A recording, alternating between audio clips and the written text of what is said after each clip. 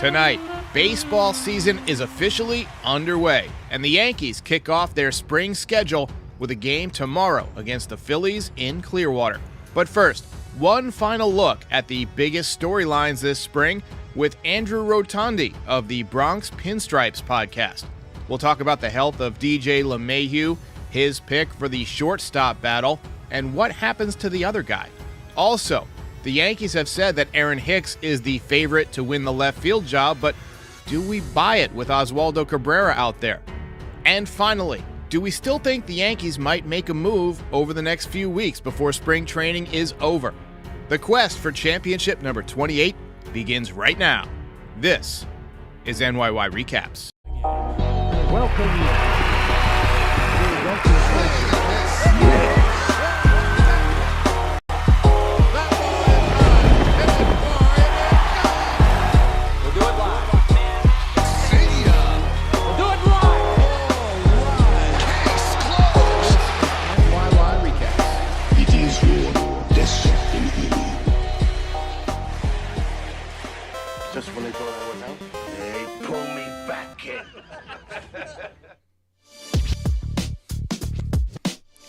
Welcome back, everybody. I am very happy to say that the Yankees have a baseball game tomorrow. Let's hear it for that.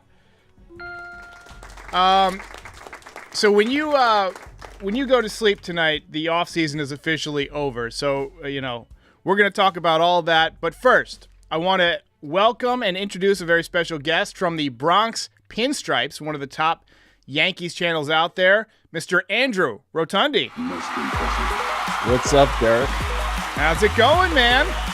It's good, yeah. So after the Super Bowl ends, you usually get all the baseball fans on Twitter saying happy baseball season, but you're right. It's really when the first spring training game, because, it's only so much fun to watch guys out there in shorts playing catch. Like, yeah, that's fun for a while, but yeah, give me some actual game action. It's one of the things I like is photo day. I like seeing the new guys in their new uniforms. I like seeing the prospects get their yearly picture and see how much they developed over the winter. I tell you what, I'm excited about this season. I know it's going to be a battle, but we've got a lot of battles to talk about in spring training. But first, I want to ask you about the Bronx Pinstripes, because you guys are one of the top podcasts out there, and I feel like your YouTube channel is just criminally underrated. So tell me a little bit about the Bronx Pinstripes. I want to see if we can get some of my audience headed over there. I'd appreciate that, and I appreciate you saying that because your channel's awesome. Yeah, so I mean, we neglected YouTube for years and years. We were those idiots that did that. We were an audio first podcast back in 2015.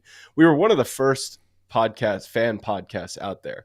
The only Yankees content you could get really in podcast form was affiliated with MLB. Mark Feinsand had like a roundtable thing back in like the 2013, 2014 season. And then he kind of just fell off with that. And we just kind of entered the market at a good time. And we started doing it weekly. And then we started to see it take off. And we're like, okay, maybe we do this twice a week. And we never missed a week. We're approaching 750 episodes, I think, something crazy like that. But it's always been between a 1 and 4 time a week podcast, more frequent during the season. We always do the daily games, the daily pods during the playoffs and stuff like that. But yeah, going on 9 seasons, it's crazy to think about. Now, your co-host, what's his name again? Scott. So you and Scott have great chemistry, and it's like, hanging out with a couple of friends. So I suggest anybody who doesn't listen to the Bronx Pinstripes podcast, it's one I've listened to for a long time, and I've subscribed to you guys on YouTube. You got over 1,000 subscribers now, but we really need to get you guys up into that 20,000, 30,000 range with quickness, because you guys are really one of the top voices out there. So, all right, we're going to talk about baseball now. We're going to get into this spring training battle. I enjoyed your commentary the other day on DJ LeMahieu and about how a month ago we weren't sure if he was going to have surgery or not. As we switch over to some DJ highlights real quick, give me your thoughts on whether or not DJ is actually 100%. We've seen this story play out before, haven't we, Derek? Where a guy ends a season maybe a little banged up, a little injured. they talk about it for the offseason for a little while. Oh, we're going to rest up. Maybe we're considering surgery. And then February rolls around, and then they decide to take action in February when spring training is already underway. Now, it's good news, obviously, that they decided not to do surgery on DJ. That's always the plan. Don't do surgery versus surgery. But I find it a little odd that this thing was bothering him all last year. He clearly wasn't healthy, which is why he struggled. And then they're considering doing surgery on 1 or 2 toes, and then they decide no toes. So I hope he's healthy, but I'm not going to be surprised if he hits the IL again with toe problems, and then we have him sidelined for half the season because he's got to have something done in March or April. I mean, would you be surprised? Because this is the Yankees medical staff we're talking about. Well, after seeing again the Frankie Montas situation where a guy could have had the procedure months ago, 12 weeks is the recovery time. 12 weeks ago, it was Thanksgiving. If he had this, he could have given it some time to heal after the season, done some throwing over Thanksgiving holiday time, and if it's not right, then get the procedure. But the Yankees always choose to avoid the knife when they can.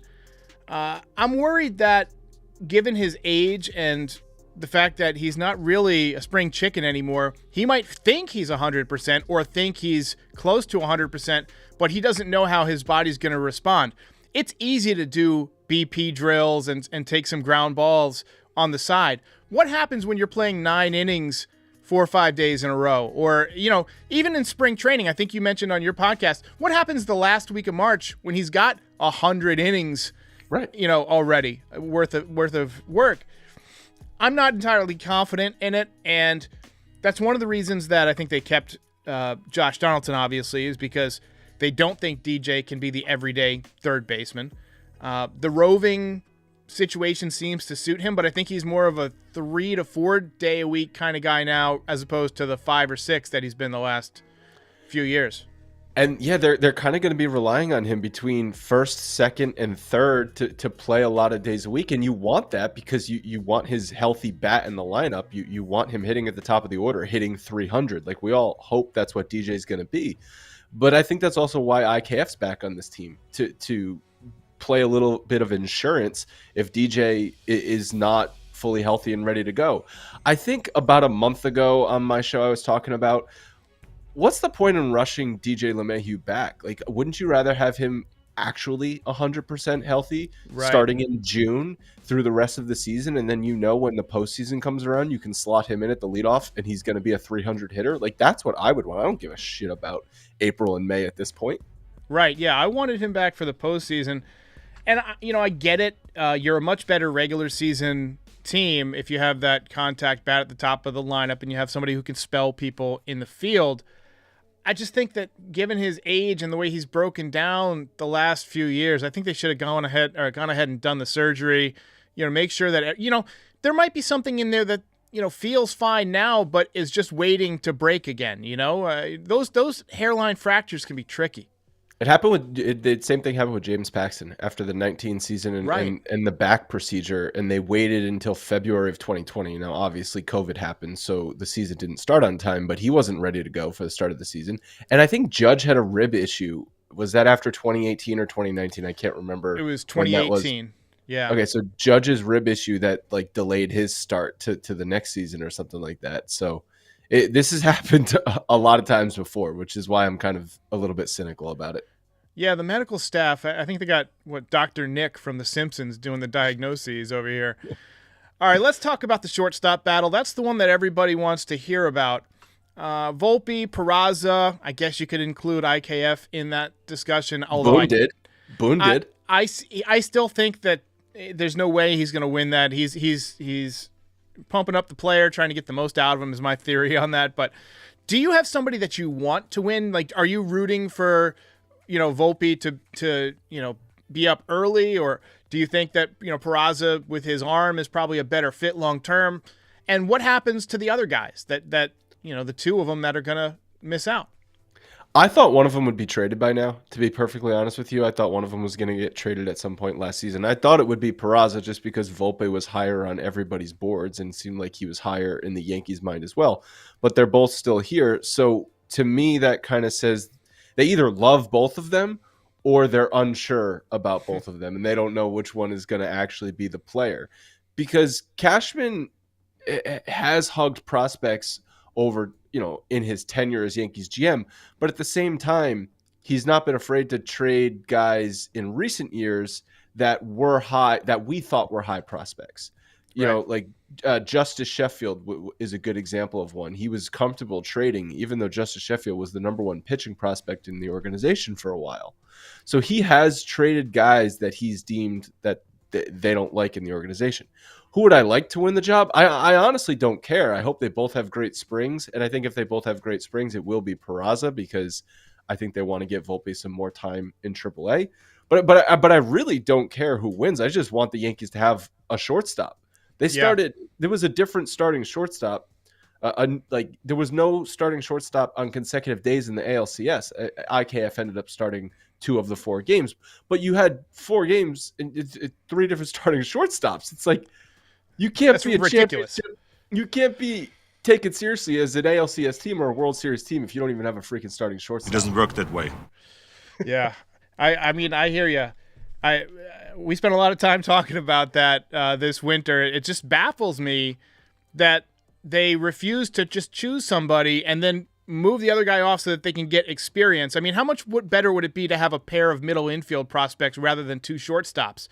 I would love to have somebody coming up at third behind Donaldson that could be ready by June or so. But it seems like they've waited till the last possible second to make that. Also, about shortstop, sorry to interrupt you, 2 off seasons now, they could have addressed it through the free agent market, and they've chosen not to.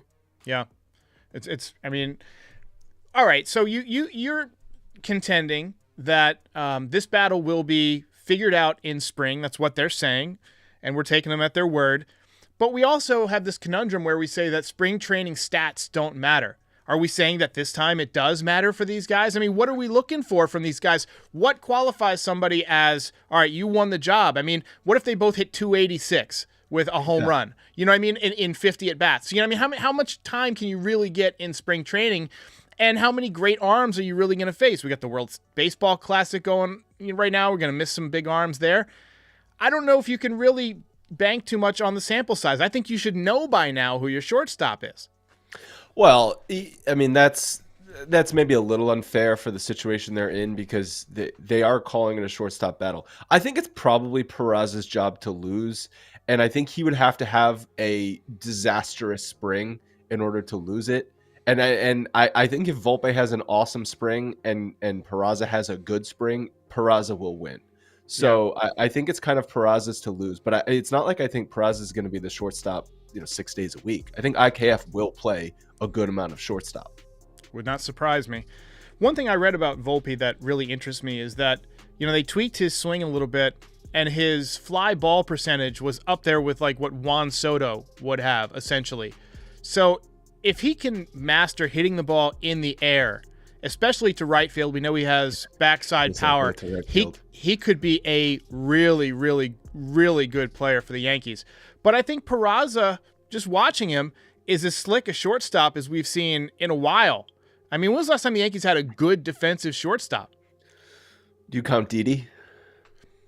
Maybe the first year of Didi. I think he kind of went downhill fast, Yeah, I think maybe 16, 17 Didi was I felt really comfortable 16, 17, and even 18 before his injury that the ball's hit to shortstop and Didi's got it covered. I think that was probably the last comfortable shortstop that the Yankees have had. And then before that, it was, as you know, we all love Derek Jeter, but it was rough going for many years. So. Yeah, you just pray they don't hit it to his left. That was pretty much my thought every time. The Eduardo Nunez adventure was always fun. Oh, God, the throwing problems. Oh, my God. But hey, his helmet fell off when he ran, so he's fun. That was fun. How, I don't know if you remember the Chuck Knobloch era. Do I remember the Chuck Knobloch? Okay, era? I don't know how. You look young. You look younger than me, so, 30, turning 35.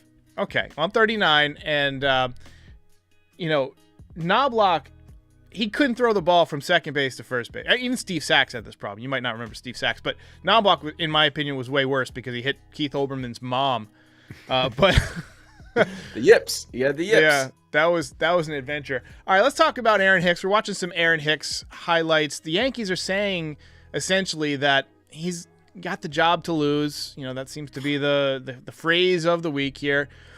I would bet every dollar in my bank account that Oswaldo Cabrera wins that job on opening day. What do you think?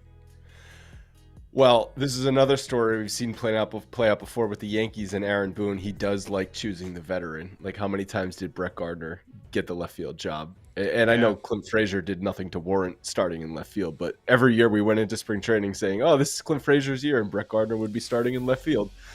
Aaron Hicks, did you see the quote that he had recently where he said he was watching video back of his 2018 swing and noticed that his hand positioning was different? I did not see that.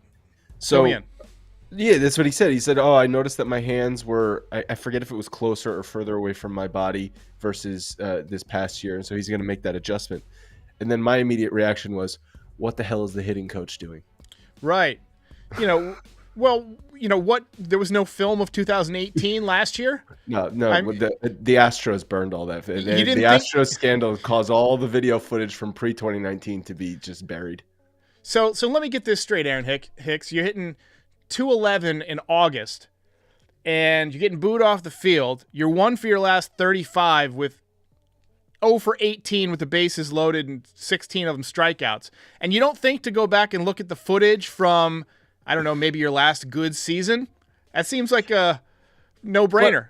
But also, it's like, I'm just so tired of Aaron Hicks. We know what Aaron Hicks's best year can be, and that was 5 years ago. He's old at this point. He's not durable. He's not an elite outfielder anymore. He should be nothing more than a 4th or 5th outfielder on this team. I want to see Oswaldo Cabrera just get a shot. He might stink, but I'm okay with giving him that shot. And if he stinks, then do something at the deadline in left field. I kind of understand why they haven't gone out and traded for Brian Reynolds and overpaid for that right now. Yeah. Because I think you can get by in the first half of the season trying to figure out your left field situation. I don't think you should be getting by trying to figure out your shortstop position, but left field, you can kind of get away with it a little bit more, especially if we do see Judge play left field a day or two, Stanton plays the outfield a little bit more, right? Like, there's options in the outfield that you can have, but Aaron Hicks should not be a starter. He is a 4th or 5th outfielder. Yeah, it's shocking that he's even back. He was part of my prediction that when is his contract up? 2072. Yeah, I think he's got 3 more years at $10 million a year. 3 more years.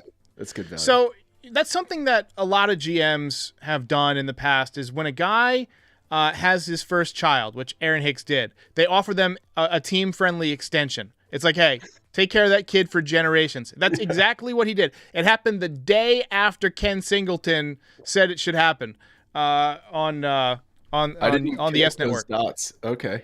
Yeah. So are you saying that the GMs got a little nefarious actions going on where they're trying to take advantage? It's a smart business move, right? I mean, if a guy had a good year and he's looking for some security, $10 million really, sounds like a lot to us, but to them it's really not that much, The AAV on the contract's not the problem. It was the 7 years that they offered. You locked yourself into 7 years to an injury-prone guy. That guy had never been healthy in his career.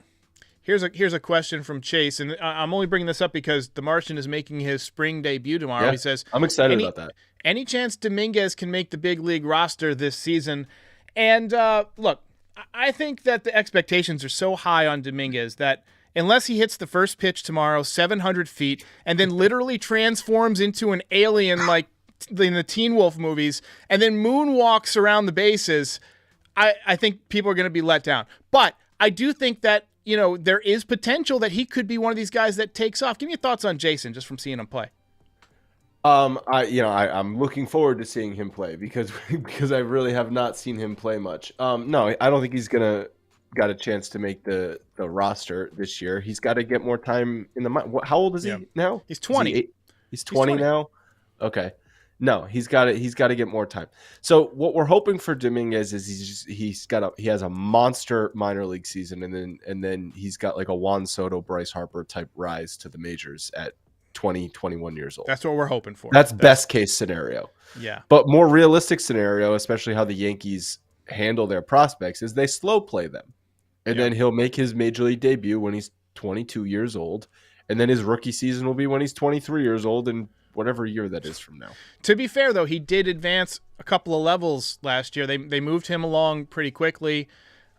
You know, it can be tough for guys who are switch hitters because you got to really develop two swings at the same time. So that's the only reason I think they're going to leave him in the minors, even past the point where fans think he's ready. Just making that adjustment to hitting big league pitching from both sides of the plate. I think best case scenario is a cup of coffee this September. Spring, or excuse me, this September. This September, and then next year maybe he takes over in left field at 21. That's not really an outrageous age to take over after a few years in the minor leagues if you're good enough. No. He only had 19 at-bats in Double-A last year. Right. That's a cup of coffee in Double-A. So he's going to start the season in Double-A. Or maybe if he has a really awesome spring, then they want to start him in Triple-A, fine. But he's going to get 300, 400 at-bats in the minors this year minimum before we see him in the major leagues. And it'll give us a bigger data set as we approach the trade deadline. I'm sure they're not going to want to play that card before the deadline. They're going to want to hold him back and preserve as much hype as they can, especially if he's having a really good season and maybe they're not as high on him as they once were. But I think if he puts up any kind of numbers at all, he's lined up to be your starting left fielder next year. Are you concerned at all that he's fallen on prospect boards? Like he was top 20 at some point MLB pipeline, and I think he was, I can't remember if he was in the 40s or even 60s most recently. I've seen him as low as 34 this year, I think. So prospect fatigue is a real thing, right? I mean, and how much can you really evaluate a prospect when, you know, the only footage we have of them is the grainy stuff of him hitting in a field with no fence and chickens running around, you know, on a phone that was made out of a shoebox camera. I just... Yeah, you get it through the chain link fence, yeah. Yeah. Look, I've seen enough scouts say that the tools are still there. He's still got plus power. He's got a plus arm, and he's got really good command of the strike zone. I've heard other people say that he gets a little lazy at times on the bases and in the field. I want to see him just put it together, mature a little bit. But from everything I've read, his body type, his prime years are going to be like age 23, 23, 24. I want him to be up at, he's 5'10". 5'10". He's lit, but that's not necessarily a bad thing. I mean, Mike Tyson was, short too. You can generate a lot of power and a lot of leverage And Jose Altuve, right? We all freaking hate the guy, but he can hit. And small strike zone, all right. If you've got really good strike zone command and you got a smaller zone, I really think he's going to be a good player. He's the prospect that I think I'm the most excited to see this spring. More than Volpe? Really? No, it's got to be Volpe. I think Volpe. I think we know what Volpe is because he's already played at AAA, quite a bit. And I'm excited for Volpe. I think he's going to be a great player. But the guy who I'm most interested in watching is Dominguez. I just want to see what this guy does against major league players.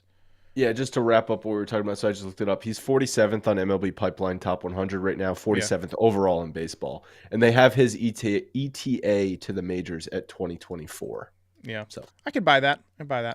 Seems all right. So we talked about, I want to wrap this up because I told you 30 minutes and we're coming up on 24 minutes here. Trades. I mean, Hal said they're not done. Cashman said there's still deals that could happen in March.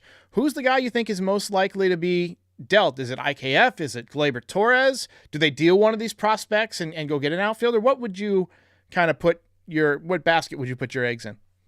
So obviously everyone wanted Donaldson traded, but then you just had to think about the logistics of that and the money. It was going to be really difficult to move him without attaching a good prospect to it or somehow taking on more money for Donaldson than you were trading away. And so do you believe they're going to try and stay under that top penalty? Because that's been the reports. Okay, so they're right up against that top penalty, like less than $1 million from that top penalty. So if you're going to add at any point during the season, someone needs to go off the roster. And the two prime candidates are Gleyber Torres and IKF, because I think those are the two most tradable assets. IKF, because he doesn't cost a lot. It's like $6 million and change that he settled for. And again, he could be a solid utility player. I think a team will find value in that. And then Gleyber Torres, I think I guess I know the White Sox. There was rumors that the White Sox might be interested in Glaber.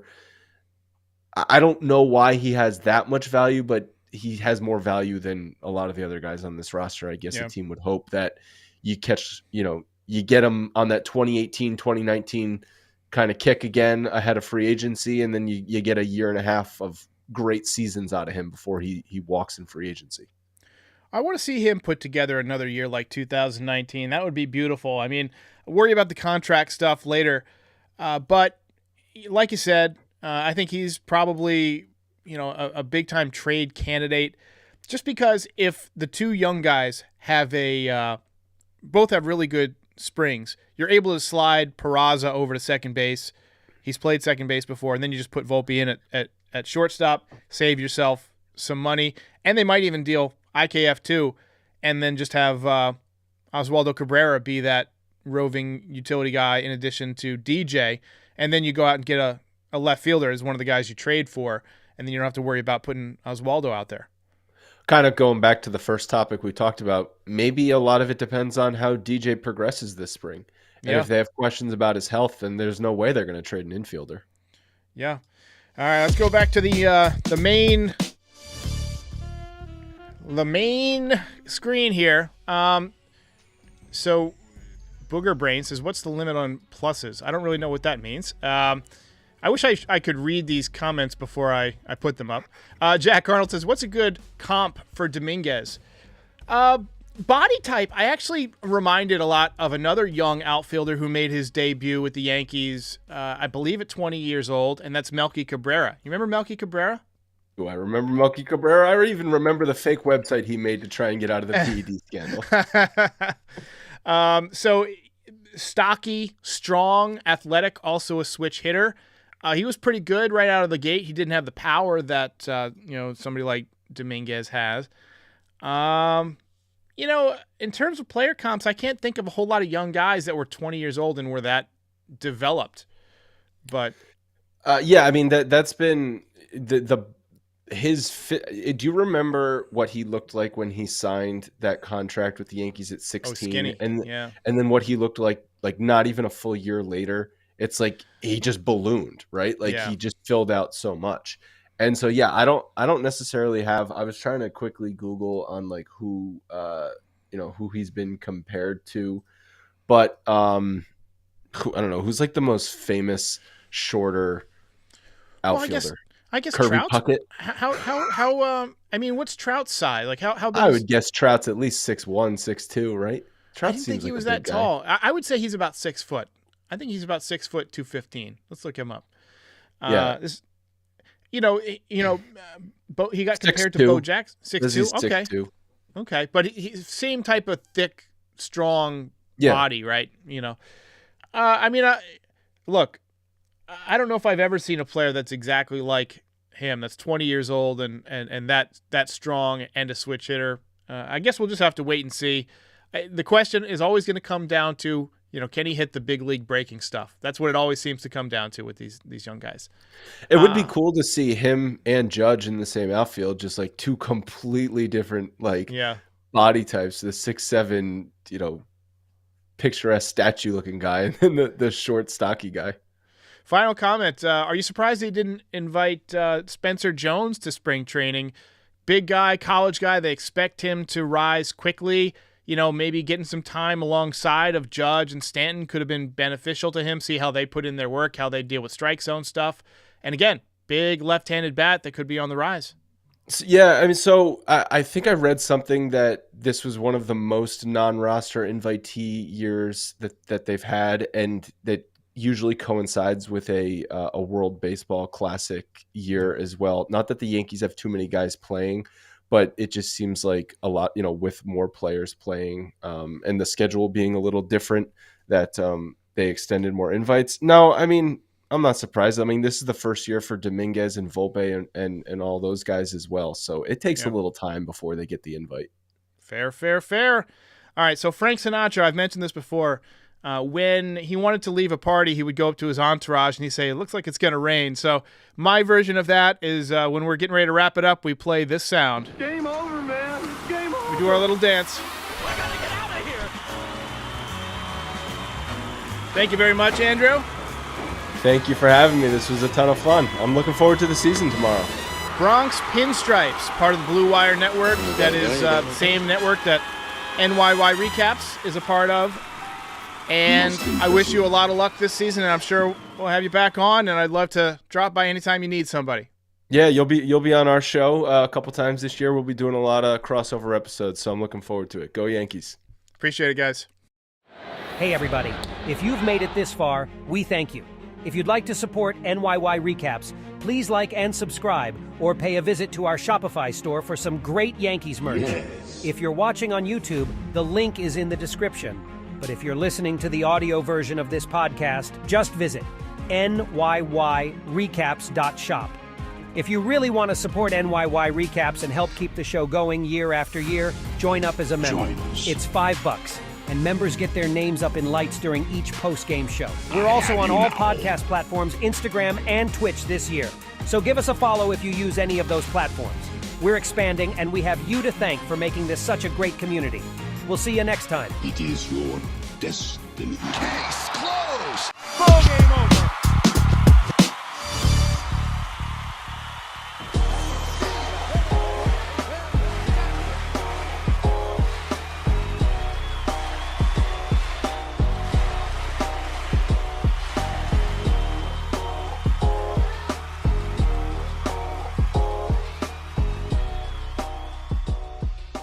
Most impressive.